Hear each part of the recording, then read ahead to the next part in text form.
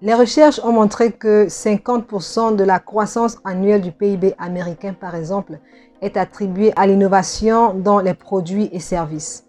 90% des chefs d'entreprise affirment que le succès d'une organisation à long terme dépend du développement et de la mise en œuvre des nouvelles idées. Alors nous comprenons tous qu'il est très important d'innover pour la survie d'une entreprise. Mais au cours des 15 dernières années, on a constaté que 52% des sociétés Fortune 500 ont totalement disparu. Pensez à ces chiffres incroyables, pensez également à tous ces avantages qu'ils ont eus dans leur industrie et au fait qu'ils n'aient pas pu innover pour sauver leur propre vie. La question est donc celle de savoir comment les grandes entreprises peuvent innover à grande échelle et ce que sur le plan individuel nous pouvons faire également à ce sujet.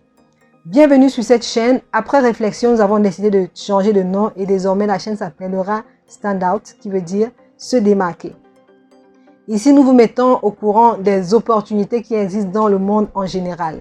Mais dans cette vidéo en particulier, je vais vous parler d'un système qui promeut l'innovation communautaire, mais pas l'innovation comme vous l'avez toujours connue, qui promeut également la décentralisation et qui vous permet aussi d'obtenir des fonds pour le lancement de votre projet.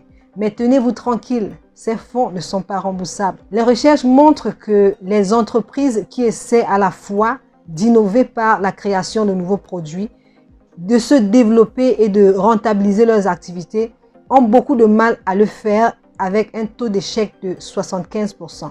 De nos jours, les entreprises font ce qu'on appelle Cost Saving Innovation, c'est-à-dire innovation économique.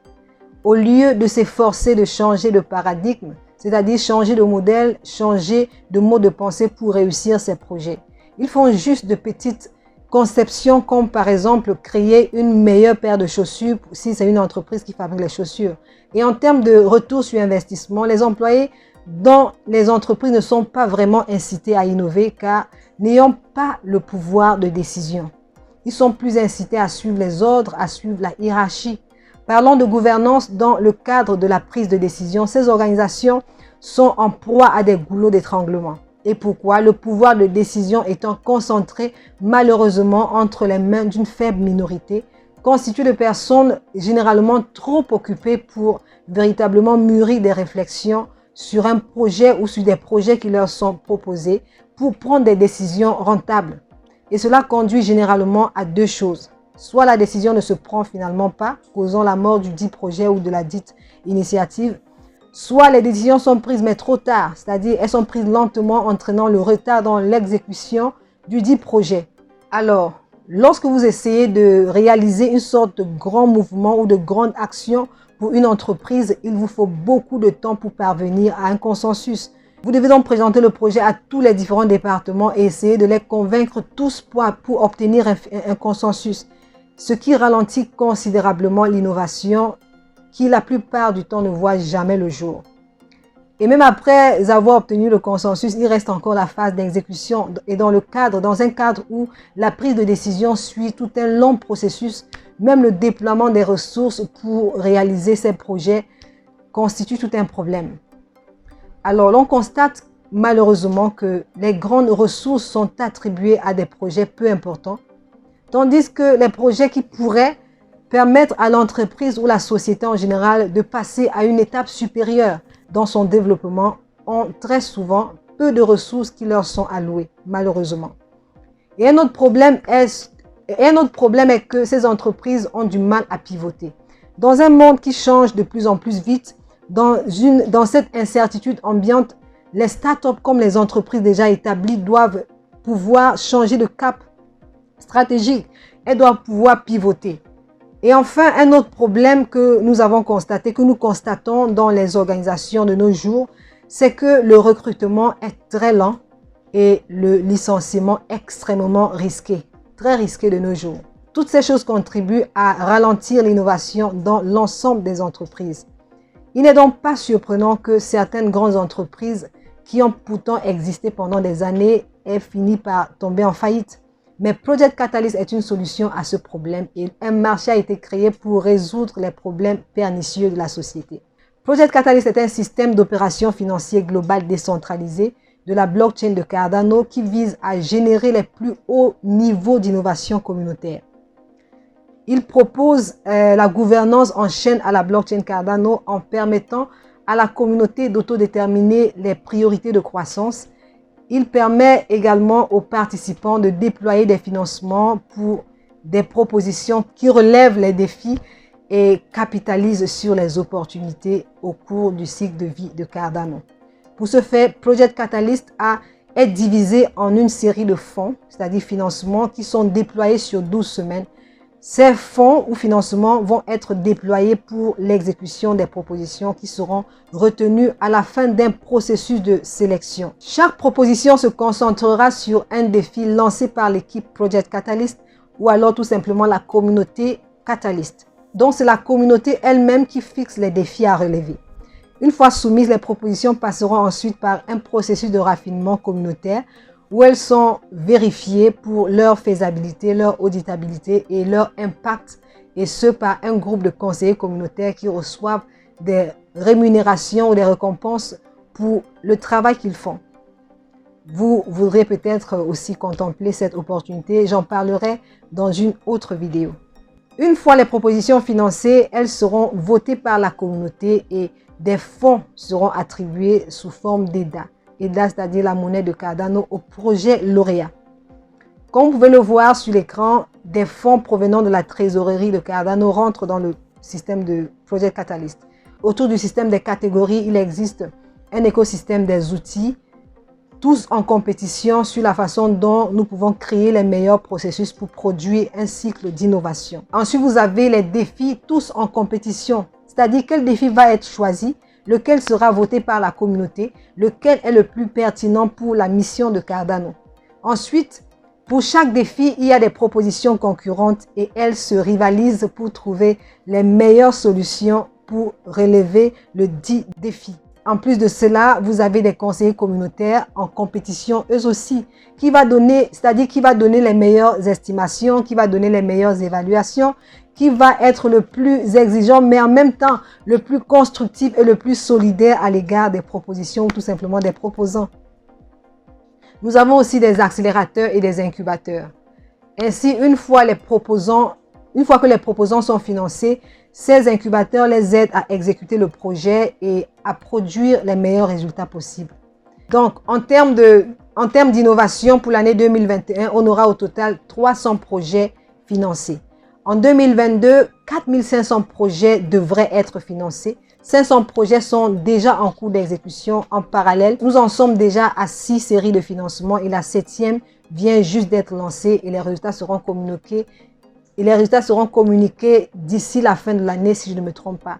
Mais après cela, immédiatement, le financement numéro 8 sera lancé et je vous invite tous à en profiter. Votre proposition doit faire partie des 4500 à être financés en 2021. À l'heure actuelle, nous avons 19 défis uniques et ce nombre est appelé à augmenter. Et dans le tout dernier financement, c'est-à-dire le financement numéro 7, nous avons eu au total 711 proposants éligibles en compétition pour relever les défis.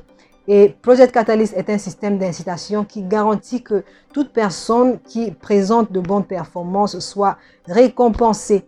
Et Catalyst a une trésorerie qui compte 1,5 milliard de dollars en EDA. En termes de gouvernance, vous pouvez voir 30 000 votes, 200 conseillers uniques qui évaluent, décèlent, tout en justifiant leur point de vue et soumettant leurs commentaires aux proposants aussi bien qu'aux électeurs, indiquant ce qu'ils pensent être un bon choix à faire, c'est-à-dire quel projet mérite d'être financé. Project Catalyst mobilise de milliers de personnes tous les 3 mois pour créer de nouveaux défis, de nouvelles solutions et de nouvelles évaluations. En termes de retour sur investissement, juste en un an, tous ces projets et des centaines d'autres projets sont sur le point de devenir célèbres. Et c'est grâce à Project Catalyst que ces projets ont été financés. C'est un processus formidable. Et comme vous pouvez le voir avec le fonds numéro 2, le financement numéro 2, qui était essentiellement le premier, l'écosystème a attiré 1219 développeurs, 889 entrepreneurs et 32 applications décentralisées ont été créées. Alors que vous soyez développeur ou entrepreneur, c'est une opportunité ouverte à vous. Et ensuite, nous avons les fonds 3 et 4. Comme vous pouvez le voir, les chiffres sont grandissants. Le fonds 4 compte 3014 développeurs engagés et le retour sur investissement a été généré par cette étonnante machine à innover. Vous pouvez voir que maintenant, nous sommes à 13 000 entrepreneurs, 8 600 développeurs, des milliers de spécialistes du marketing, enseignants et gestionnaires communautaires. Tous travaillent ensemble, collaborent pour produire de la valeur. Ce n'est pas une coïncidence. La croissance de Catalyst dans son adoption est un phénomène mondial. Une enquête a été menée auprès de milliers d'employés dans des entreprises et ils trouvent que ce que les milléniaux, c'est-à-dire les personnes nées entre le début des années 80 et la fin des années 90, ce que l'on appelle aujourd'hui la génération Y, ce qu'ils recherchent, ce sont des valeurs de collaboration. Ici, vous pouvez voir des variétés d'expériences qui ont été utilisées pour le développement des compétences professionnelles, la reconnaissance personnelle, la collaboration inter-équipe, très important. Ce sont là les grands facteurs qui influencent généralement les personnes qui restent à leur travail et ceux qui le quittent après un court laps de temps.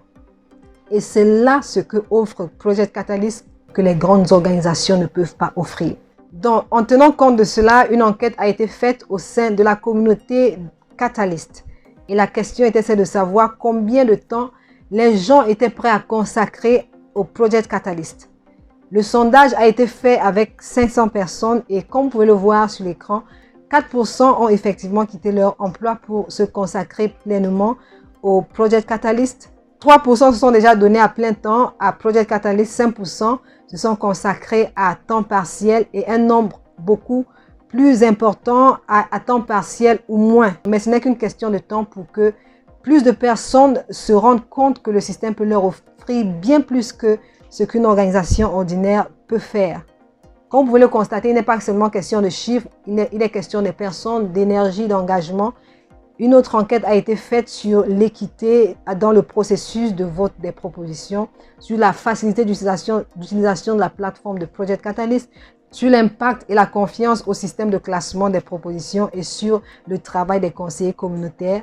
Et en moyenne, les résultats sont satisfaisants. Alors maintenant, il est temps de passer à l'étape suivante. Cardano a un nouveau projet appelé Catalyst Natives. Ce sera une chance pour vous de prendre part à cette révolution. Nous en parlerons dans une nouvelle vidéo et nous vous donnerons également des détails concernant les propositions et comment vous pouvez effectivement soumettre la vôtre. Merci d'avoir écouté jusqu'à la fin. Aidez-nous à partager cette vidéo pour permettre à d'autres personnes d'être édifiées.